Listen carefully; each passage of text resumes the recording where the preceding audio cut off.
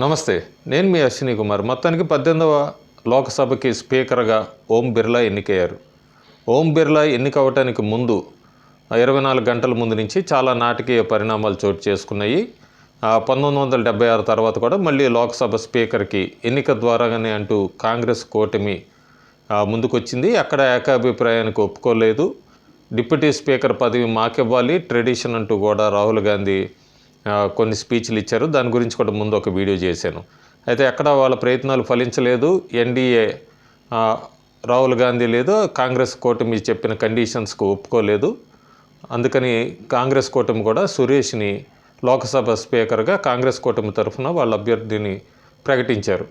చాలామందికి ఈ 25వ తారీఖు సాయంత్రం సోషల్ మీడియాలో లేదా ఎలక్ట్రానిక్ మీడియాలో రకరకాల స్పెక్యులేషన్స్ అన్నీ కూడా ఎందుకు రాహుల్ గాంధీ లేదా కాంగ్రెస్ కూటమి ఎన్నికకి వెళ్తున్నారు, వాళ్ళకి అంత నెంబర్ లేదుగా, మోడీకి పరీక్ష పెడుతున్నారు, ఈ రకమైన ఊహాగానాలు చాలా వచ్చినాయి. కొంతమంది అయితే తెలుగుదేశం పార్టీ జేడీయూ మీద వీళ్ళ మీద కూడా డైరెక్ట్గా ట్వీట్ చేసుకుంటూ వచ్చారు. ముఖ్యంగా జయరాం రమేష్, మాణిక్యం ఠాగూర్ వీళ్ళిద్దరూ ట్విట్టర్ హ్యాండిల్గా తెలుగుదేశం పార్టీని జేడీయూని మీరు సోషల్ జస్టిస్ కాపాడాలి, ఒక దళిత అభ్యర్థి సురేష్కి మేము లోక్సభ స్పీకర్ అభ్యర్థిగా నిలబెట్టాము, కాబట్టి మీరు సోషల్ జస్టిస్ నిలబెడుతూ కూడా కాంగ్రెస్ కూటమి అభ్యర్థికి మద్దతు ఇవ్వండి అంటూ కూడా వాళ్ళు డైరెక్ట్గా ట్వీట్ చేశారు. బహుశా జయరాం రమేష్, మాణిక్యం ఠాగూర్ మర్చిపోయి ఉండొచ్చు. 2022లో రాష్ట్రపతిగా ద్రౌపది ముర్ముకి అభ్యర్థిని ప్రకటించినప్పుడు ఈ సోషల్ జస్టిస్ వాళ్ళు మర్చిపోయారు. వాళ్ళు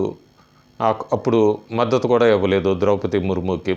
అలాంటిది మళ్ళీ 2 సంవత్సరాలు 2024లోనే వాళ్ళకి సోషల్ జస్టిస్ అనేది గుర్తుకొచ్చింది.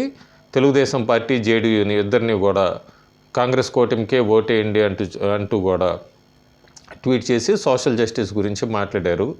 అంతేకాకుండా వైఎస్ జగన్మోహన్ రెడ్డి ఆంధ్రప్రదేశ్ మాజీ ముఖ్యమంత్రి బీజేపీ లేదా ఎన్డీఏ అభ్యర్థికి తన మద్దతు అని చెప్పగానే కాంగ్రెస్ పార్టీ ఇంకొక ప్రయత్నం చేసింది. 2 రకాలుగా. ఒకటేమో జగన్మోహన్ రెడ్డి బీజేపీ వైపు ఉన్నాడు కాబట్టి రాబోయే రోజుల్లో చంద్రబాబు నాయుడు కాంగ్రెస్ పార్టీ వైపు వస్తాడు, ఎందుకంటే జగన్ బీజేపీకి దగ్గర అవుతున్నాడు అంటూ కూడా.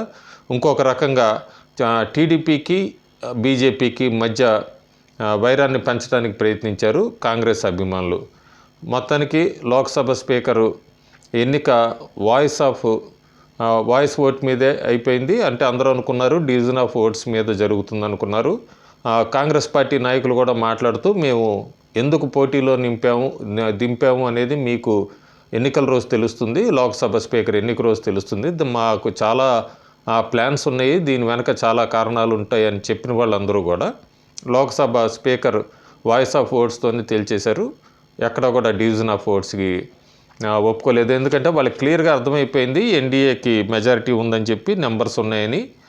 అందరూ కూడా ప్రధానమంత్రి నరేంద్ర మోడీకి ఏం అర్హత ఉంది, ప్రధానమంత్రిగా ప్రమాణ స్వీకారం చేయడానికి తక్కువ నెంబర్ వచ్చింది అన్న వాళ్ళంతా నోర్లు కూడా మూతపడిపోయినాయి. అంతేకాకుండా లీడర్ ఆఫ్ అపోజిషన్గా రాహుల్ గాంధీ ఎన్నికయ్యాక ఇది మొట్టమొదటి పరీక్ష అని చెప్పచ్చు. ఆ పరీక్షలో అయితే ఖచ్చితంగా విఫలమయ్యారు. ఎందుకంటే అభ్యర్థిని నిలబెట్టకుండా ఉండుంటే ఆయన గౌరవం పెరిగి ఉండేది. కానీ ఆ సలహాలు సూచనలు ఎవరైనా కూడా వాళ్ళకి నెంబర్ తక్కువ ఉన్న రాహుల్ గాంధీ లీడర్ ఆఫ్ అపోజిషన్గా ఎన్నికైన తర్వాత రాజ్యాంగంగా ఆయన మొట్టమొదటిసారి లీడర్ ఆఫ్ అపోజిషన్గా ఎన్నికవటం. సో జరిగిన 24 గంటల్లోనే ఆయనకి మొట్టమొదటి దెబ్బ తగిలిందని చెప్పచ్చు. బరిలో ఎవరిని నింపకుండా ఉండుంటే ఆయన మర్యాద కాపాడుకున్న వ్యక్తి అయి ఉండేవాడు. కానీ బరిలోకి పోటీలో నెంబర్ తక్కువ ఉన్నా కూడా ఆఖరికి వాయిస్ ఓట్స్తోనే డివిజన్ ఆఫ్ ఓట్స్ ఏం అడగకుండా, డిమాండ్ చేయకుండా వాయిస్ ఓట్స్తోనే పూర్తి చేయడం కూడా, ఇదంతా రాహుల్ గాంధీ ఎందుకు ఇలా చేశాడనేది అప్పుడే ఒక రకమైన చర్చ కూడా మొదలైంది. లోక్సభ స్పీకర్గా ఓం బిర్లా ఎన్నికయ్యాక ప్రధానమంత్రి నరేంద్ర మోడీ స్వయంగా ఓం బిర్లా దగ్గరికి వచ్చి ఆయన్ని మర్యాదపూర్వకంగా కూడా స్పీకర్ స్థానానికి తీసుకువెళ్ళేటప్పుడు లీడర్ ఆఫ్ అపోజిషన్ కింద రాహుల్ గాంధీ కోసం కూడా, రాహుల్ గాంధీ వచ్చేంత వరకు రాహుల్ గాంధీ, ఆ తర్వాత పార్లమెంట్ అఫైర్స్ మినిస్టర్ రిజిజు వీళ్ళందరినీ కూడా మర్యాదపూర్వకంగా అందరూ కలిసి వెళ్ళారు సభాస్థానం వరకు.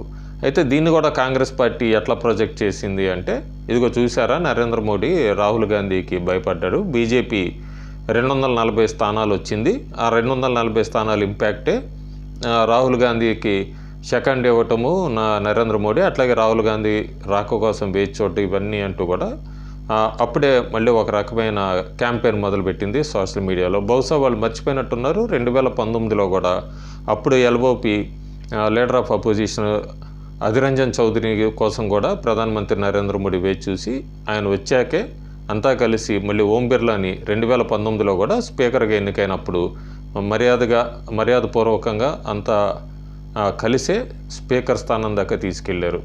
అంతే తప్ప అప్పుడు బీజేపీకి 303 స్థానాలు వచ్చినాయి 2019లో.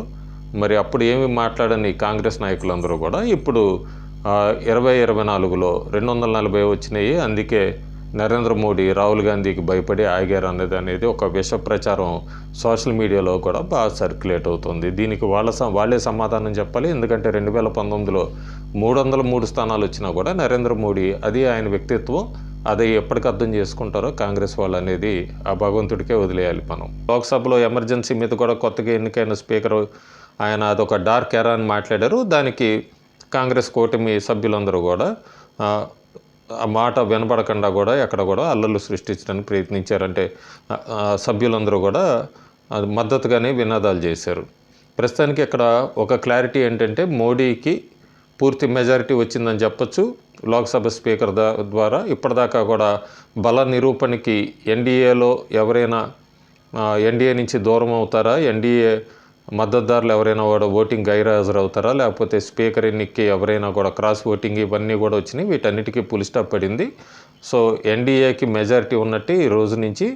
అంతేకాకుండా మోడీ తాను తీసుకోవాలనుకున్న నిర్ణయాలన్నీ కూడా ఇంకా ధైర్యంగా ముందుకు వెళ్ళొచ్చు. లోక్సభలో ఇక లీడర్ ఆఫ్ అపోజిషన్ కానీ లేదా కాంగ్రెస్ కూటమి నుంచి రాబోయే రోజుల్లో అంత పెద్ద సౌండ్ వినపడకపోవచ్చు ఈ 10 రోజుల్లో మనం చూసింది. ఎందుకంటే ఇక నుంచి మోడీ ఎత్తబోయే విషయాలన్నీ కూడా మళ్ళీ వాళ్ళు చేసిన స్కాముల గురించి కూడా ఇవంతా కూడా ఒక్కొక్కటి ఈ మధ్య మనం విన్న నీట్ స్కాములు ఇలాంటివన్నీ కూడా ఒక్కొక్కటి బయటకు వస్తుంటాయి. ఇంకో పక్క 15 రోజుల ప్రోగ్రెస్ కార్డ్ అని ఒక వీడియో చేశాను. దానికి అనుగుణంగానే 100 రోజుల ప్లాన్ అంటూ కూడా ఆయన ఎన్నికలకు ముందే చెప్పారు మోడీ.